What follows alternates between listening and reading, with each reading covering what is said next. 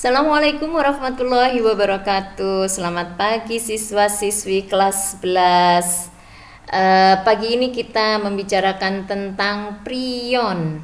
Apa itu prion? Kalau kita sekarang sedang disibukkan dengan virus corona, ini ada satu lagi penyakit yang juga sangat berbahaya yang disebabkan oleh prion. Jadi apa bedanya prion dengan virus? Kalau virus itu adalah organisme yang paling rendah, di mana virus itu bisa dianggap sebagai makhluk hidup tapi tak hidup. Dia tidak dapat hidup kalau tidak berada di dalam organisme hidup. Itu virus. Virus itu masih memiliki substansi genetik berupa DNA atau RNA di dalam kapsidnya. Tetapi kalau prion ini berbeda. Prion ini justru berupa protein. Nah, prion, apa itu prion? Prion adalah pembawa penyakit menular yang hanya terdiri dari protein. Prion ini tidak bisa dimusnahkan oleh panas, oleh radiasi, atau oleh formalin. Prion ini dapat menyebabkan penyakit degenerasi yang sangat berbahaya yang tidak ada obatnya seperti kuru, scrapie, Creutzfeldt-Jakob disease atau CJD, dan bovine spongiform encephalopathy atau BSE atau biasa dikenal dengan sapi gila.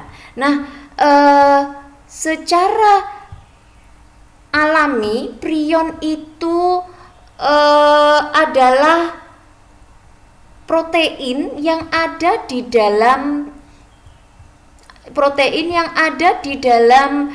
sel saraf. Jadi sel saraf kita itu secara alami ya memiliki protein di situ. Ada nempel pada bagian-bagian tertentu di mana itu bisa. Nah, ini dia. Ini adalah protein-protein prion yang normal, dia nempel di sepanjang sel saraf. Tapi ketika dia mengalami abnormalisasi, di mana ini dikatakan abnormalnya karena pelipatan yang salah, cara melipat yang salah. Nah, ini akan sangat berbahaya bagi sel saraf. Bagaimana caranya dia menular? Maka kalau ini ada satu prion yang salah melipat, maka dia akan menginduksi prion yang normal untuk menjadi salah dalam melipat. Lalu dia akan menyebar ke sel-sel yang lain. Apa akibatnya? Akibatnya sangat mengerikan.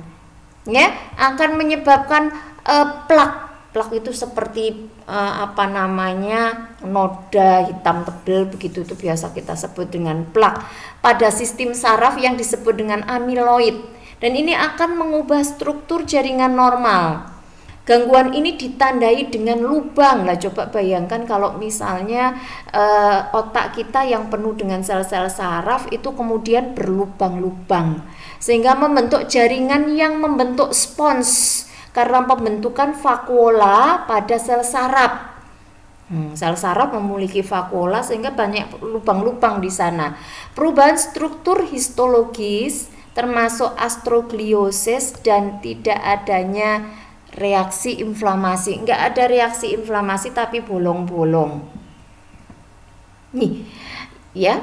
Meskipun masa inkubasi dari prion ini sangat lama, namun gejala akan mulai muncul dan dapat memburuk dengan sangat cepat.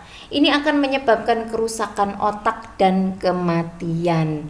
Nah, ini yang paling populer adalah kalau pada sapi gila. Nah, pada sapi gila itu kalau dibuka otaknya, maka akan banyak lobang-lobang di sana. Maka tidak heran kalau sapi gila itu akan mengamuk karena sangat kesakitan. Nah, di sini kalau pada manusia akan menimbulkan gejala konvulsi, demensia, ataksia, bahkan perubahan kepribadian dan perilaku. Demikianlah siswa-siswi bahasan kita tentang prion hari ini. Silakan kalian browsing lebih banyak informasi tentang prion dan tambah pengetahuan kalian setiap hari.